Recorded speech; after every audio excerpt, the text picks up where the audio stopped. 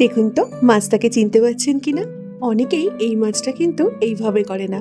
আজকে আমি আপনাদের সাথে শেয়ার করছি আমার মা ঠাকুমার একটা সিক্রেট এই মাছের এই আমুদি মাছের রেসিপি, যেটা সবজি দিয়ে বানাতো মা ঠাকুমা, তার থেকেই আমার শেখা।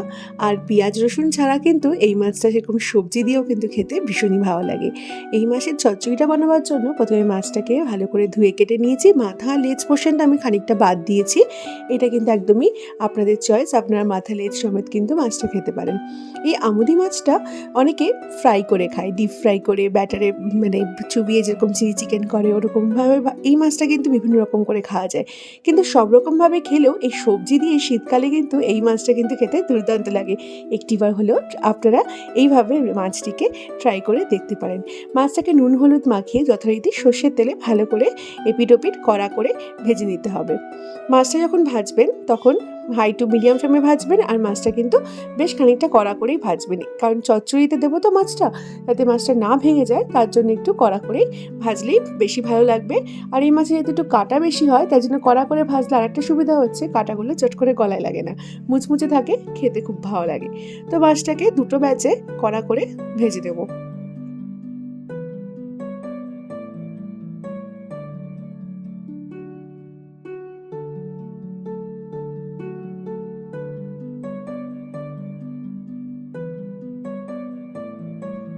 একটা ব্যাচে মাছটা মোটামুটি ভাজা হয়ে গেছে, এবার মাছটাকে তুলে নেব। দেখুন বেশ কড়া করে কিন্তু মাছটাকে আমি ভেজেছি, ঠিক এরকমভাবেই কিন্তু কড়া করে মাছটাকে ভাজতে হবে, নালে কিন্তু চচ্চড়ি মাছে এই মাছে যেহেতু কাটা একটু বেশি হয়, একেবারে কিন্তু কাটাটা বেশি লাগবে গলায়।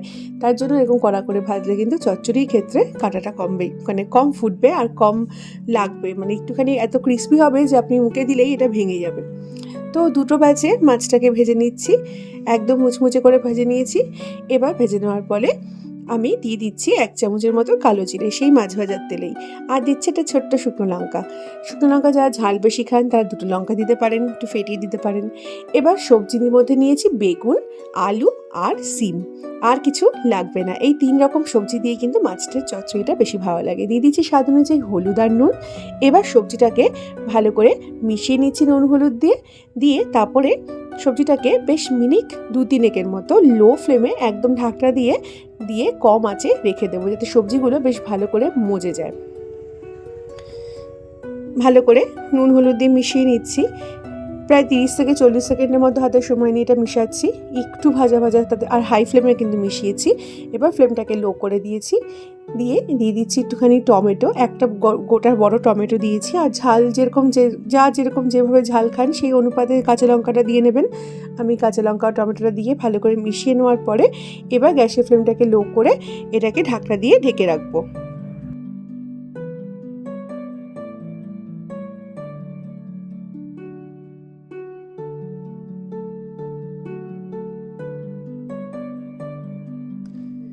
3 মিনিটের মতো এটাকে ঢাকনা দিয়ে লো ফ্লেমে রেখে দিয়েছিলাম।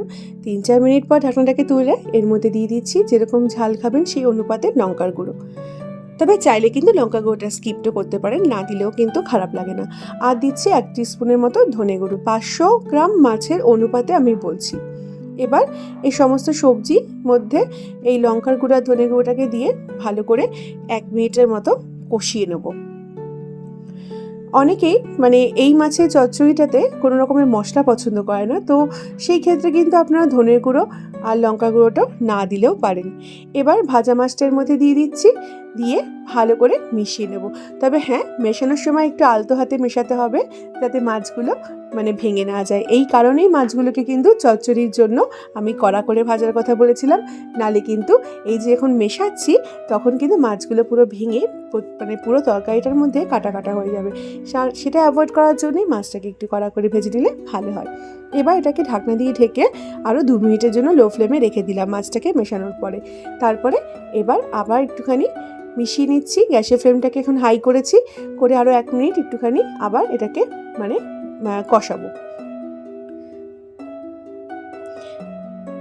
1 মিনিট হয়ে গেছে, এবার এটাকে ফ্লেমটাকে একদম লো করে দিয়ে এর মধ্যে দিয়ে দেবো সামান্য একটুখানি ধনেপাতা দিয়ে এটাকে গ্যাসের ফ্লেমটাকে অফ করে দেবো, আর এটাকে জাস্ট একটুখানি মিশিয়ে নেব।